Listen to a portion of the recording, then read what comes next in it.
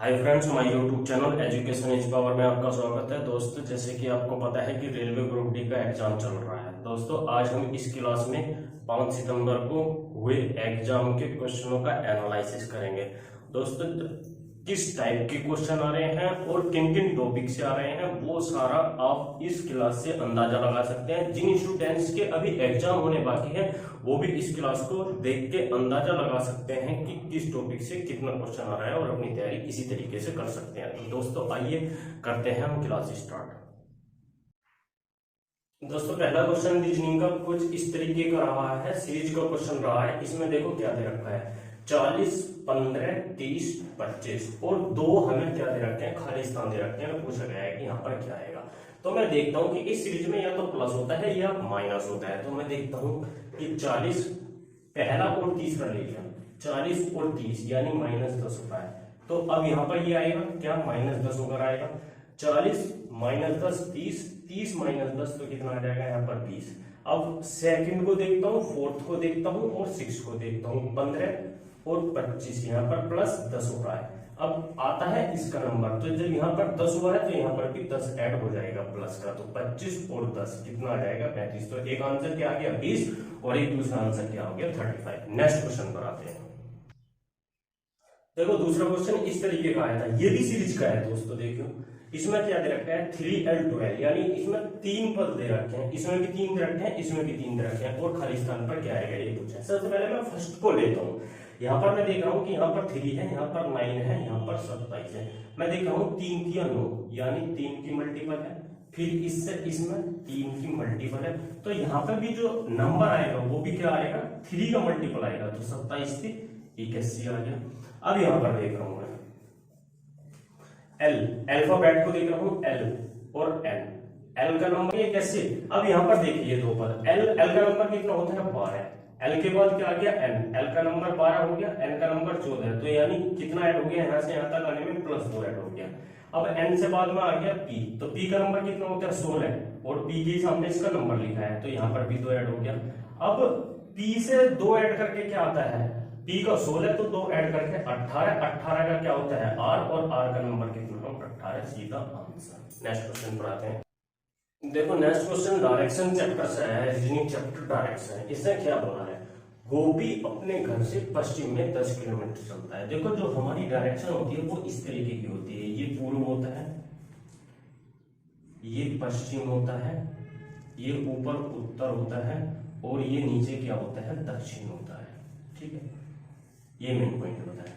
अब इसने क्या बोला है, गोपी अपने घर से पश्चिम में 10 किलोमीटर चलता है। यानी जो गोपी है वो अपने घर से, उसका घर सेंटर में है कहीं पर भी और वो पश्चिम दिशा में चलता है। कितना चलता है, मैंने मान लिया उसका यहाँ पर घर है 10 किलोमीटर पश्चिम दिशा में चलता है, तो 10 किलोमीटर यहाँ पर आ गया वो। अब उसने कहा है फिर बाएं मुड़कर 30 किलोमीटर चलता है। अब जो इसका बायां होगा वो नीचे की साइड को होगा, तो यहाँ से कितना चलता है वो 30 किलोमीटर चलता है, यहाँ पर आ गया वो।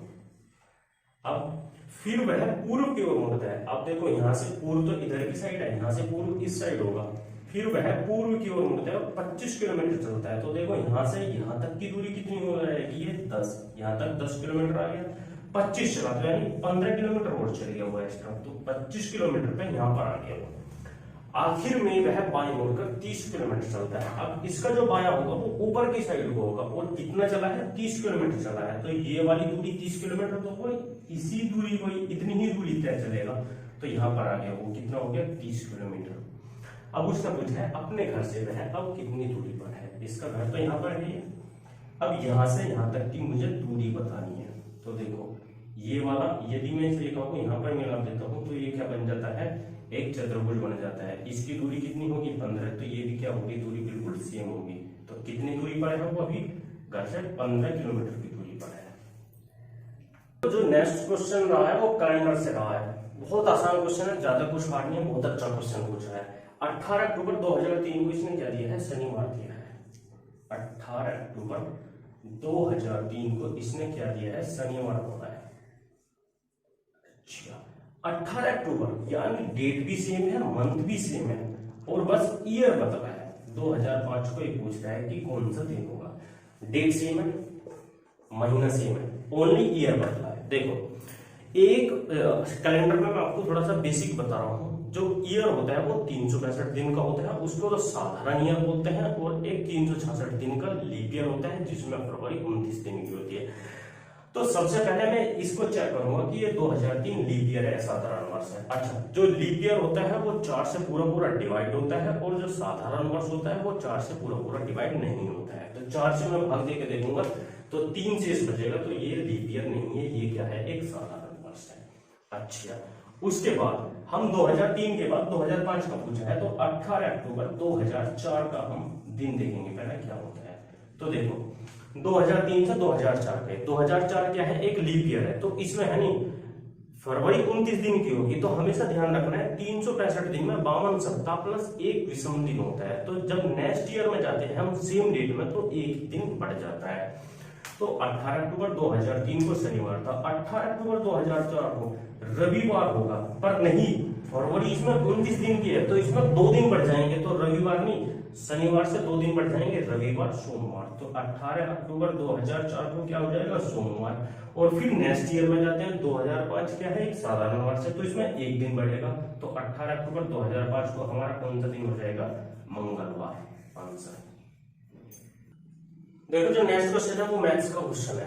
मैथ्स के क्वेश्चन में क्या पूछा गया है, ये सिंपल इंटरेस्ट यानी साधारण ब्याज से पूछा गया है। इसने क्या बोला है, इसने बोला है यदि 8 वर्ष में साधारण ब्याज मूलधन का 11/25 हो तो ब्याज की दर यानी 8 मुझे ज्ञात करनी है।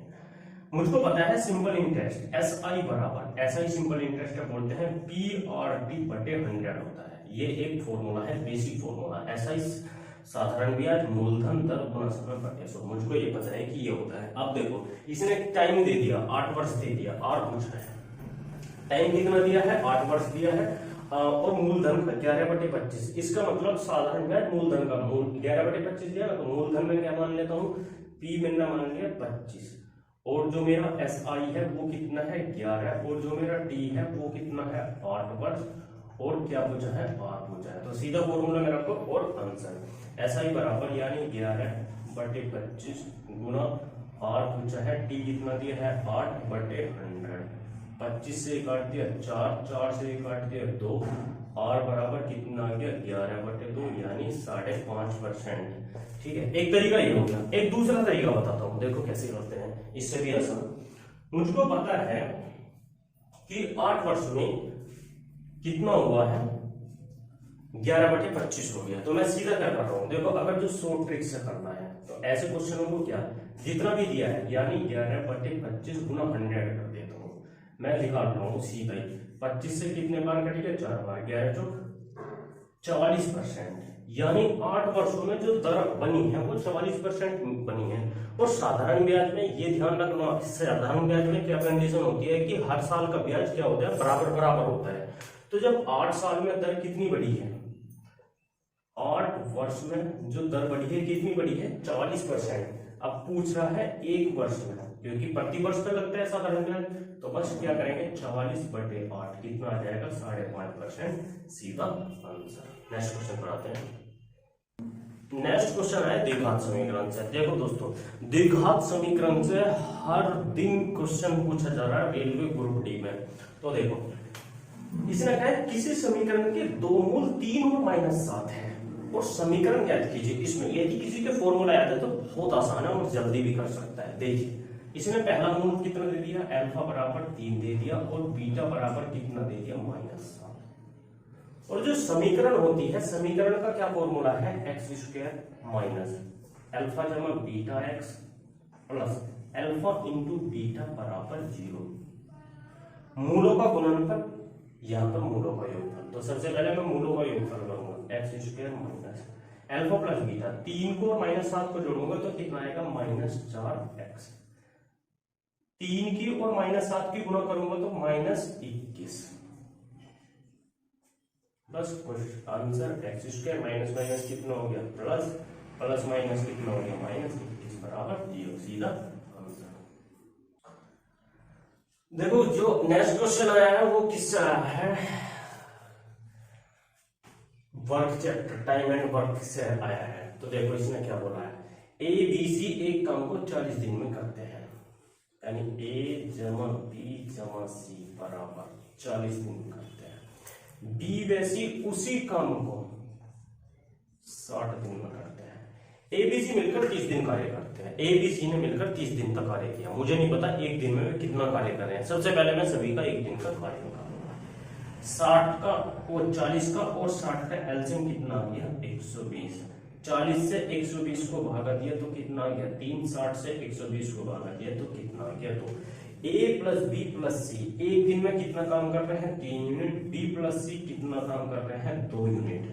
जब ए प्लस बी प्लस सी 3 यूनिट कर रहे हैं और बी प्लस सी 2 यूनिट कर रहे हैं, तो अगर जो मैं ए का निकालूं तो इसमें से ये घटा रहा हूं तो 3 में से 2 गया 1। तो ए एक दिन में कितना काम कर रहा है 1 कार्य कर रहा है।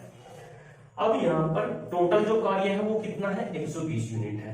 30 दिन तक कार्य कर दिया किसने ए बी सी ने मिलकर। एक दिन में कितना कर रहे हैं समझ भाई, एक दिन में कितना कर रहे हैं बोलो 3। और 30 दिन में कितना कर जाएंगे 90 यूनिट कार्य कर जाएंगे। तो 30 दिन में कितना कार्य कर जाएंगे 90 यूनिट। टोटल कार्य कितना है 120 और 120 में से 90 हो चुका है तो कितना बचा 30 बचा। और अब किसको करना है ए को, और ए एक दिन में अकेला कितना कार्य करता है 1 यूनिट। तो 30/1 तो कितने दिन लगा देगा ये 30 दिन लगा देगा। ठीक, नेक्स्ट क्वेश्चन बढ़ाते हैं। देखो ये चैप्टर मेंसुरेशन से आ रहा है। इसमें क्या पूछा है, ये भी घनघनाभ का भी प्रत्येक दिन पूछा जा रहा है क्वेश्चन। फॉर्मूला याद होना चाहिए तो सीधा आंसर है 5 सेंटीमीटर भुजा वाले घन का संपूर्ण पृष्ठ। मुझको पता है घन का संपूर्ण पृष्ठ क्या होता है 6a²। ए यहां पर किसको दर्शाता है भुजा को दर्शाता है। तो बराबर 6 भुजा कितनी है 5।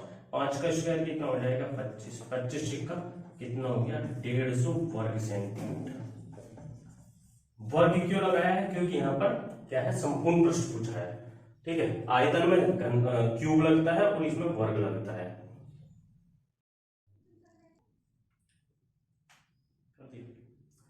एक गाड़ी 40 किलोमीटर प्रति घंटा से योग रेलगाड़ी वाले क्वेश्चन से है। एक गाड़ी 40 किलोमीटर प्रति घंटा की गति से 7 घंटे में यात्रा पूरी करती है। यदि से 5 घंटे में यात्रा पूरी करनी है, पहले उसने कितने में किया है 7 घंटे में, अब उसने कहा है तो 5 घंटे में। जब वो पहले ज्यादा समय ले रही थी तो उसकी स्पीड कितना था 40 किलोमीटर प्रति घंटा है। तो अब उसे स्पीड बढ़ानी होगी ना, क्योंकि दूरी तो वो ही सेम है, बस क्या है कि पहले समय ज्यादा लग रहा था तो अब उसने कहा है कि समय कम लगना है। तो देखो सबसे पहले मुझे दूरी का नहीं पता, मैं दूरी काट दूंगा। दूरी बराबर क्या होता है चाल गुना समय। दूरी बराबर कितना होता है चाल गुना समय। चाल हमारा कितना दिया है 40 किलोमीटर प्रति घंटा गुना समय कितना दिया है 7 घंटे। तो 4 7 28 तो कितना हो गया 280 किलोमीटर उसकी क्या होगी दूरी होगी। अब उसे कितने घंटे में पूरा करना है 5 घंटे में, तो उसकी गति पूछ रहा है। तो गति बराबर गति या चाल, चाल बराबर या गति एक ही बात होता है दूरी बटे समय। दूरी कितना हो गया 280 बटे समय कितना है, समय उसकी बार कितना है 7 घंटे का पहले, लेकिन अब कितना लग रहा है 5 घंटे में ही करना है। तो 5 से काट देंगे 5 5 25 3 5 30 तो 56 किलोमीटर प्रति आवर उसको क्या करना पड़ेगा अब की बार भागना पड़ेगा। देखो ये प्रॉफिट एंड लॉस से मेरा क्वेश्चन है। ये क्वेश्चन जो आया प्रॉफिट एंड लॉस का है। देखो मैं इसको बहुत शॉर्ट ट्रिक बहुत आसान तरीके से कराऊंगा। एक विक्रेता 12% लाभ पर 12 कुर्सी बेच देता है और 3% हानि पर 4 कुर्सी बेच देता है। यदि उसका कुल लाभ 1650 रुपए हुआ तो प्रत्येक कुर्सी का क्रय मूल्य मुझे बताना है। मुझे नहीं पता है क्रय मूल्य कितना है। मैं मान लिया प्रत्येक कुर्सी का क्रय मूल्य कितना है 100 रुपए है। ठीक है, पहले वाले का उसने 12% लाभ पर मैं मान लिया एक कुर्सी का मान रहा हूं मैं पहले, तो एक की कुर्सी का लाभ और हानि लूंगा। एक कुर्सी का क्रय मूल्य 100। यदि एक कुर्सी 12% लाभ पर बेची यानी कितने पे बेची 12% लाभ पर, तो यानी 100 की जगह कितने की बेचती 112 की बेचती, तो कितना लाभ हो गया 12%। अब यहाँ पर और 3% हानि पर, तो यानी कितने की बेचती 100 में से 3% हानि पर 97 की, तो यानी माइनस के 3% हानि पर। अच्छा यदि उसका कुल लाभ 1650 रुपए हुआ, ठीक है यहाँ पर देखिए एक कुर्सी पर 12 रुपए का लाभ हो रहा है, तो 12 कुर्सी पर कितना हो जाएगा 144 का लाभ और 3% हानि पर 4 कुर्सी। एक कुर्सी पर कितने का हानि हो रहा है 3 रुपए का, तो 4 कुर्सी पर कितने का हो जाएगा माइनस 12% हानि पर। इन दोनों का मैं अंतर निकालूंगा, तो यानी 144 रुपए उस पर प्लस है और 12 उस पर माइनस यानी हानि हुई है। तो इन दोनों का डिफरेंस कितना आ गया 2 132 रुपए, तब भी उसे क्या हुआ है, प्रॉफिट हुआ है। तो 132 यूनिट किसके बराबर में रख रहा हूं, 1650 के मैं बराबर कर रहा हूं, क्योंकि उसका कुल लाभ कितना हुआ है, कुल लाभ 1650। तो यहाँ पर मैं क्या निकालूंगा, 1 यूनिट निकालूंगा, 1650 बटे 132। और मुझे निकालना है प्रत्येक कुर्सी का, तो एक कुर्सी का मैंने क्या माना है, 100 यूनिट, बस इसमें क्या कर दूंगा, 100 की मल्टीप्लाई, तो वो हो जाएगा। बस अब जो कैलकुलेशन है, देखो कैलकुलेशन कैसे करते हैं। मैं 11 से काट रहा हूँ, 11 एकम 11, 11 दूनी 22, 11 एकम 11, 11 पंजे 55, ये आ गया 150।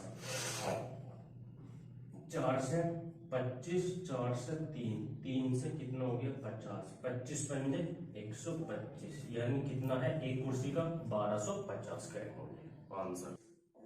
ये ट्रिग्नोमेट्री का क्वेश्चन है, ट्रिग्नोमेट्री से भी डेली पूछा जा रहा है। 1 प्लस कोस थीटा माइनस के sine square theta, 1 plus cos theta into sec theta into tan theta. मुझको क्या पता है, मैंने आपको बताया था sine square theta cos square theta बराबर 1 के बराबर होता है, जो एक निष्पत्ति होती है।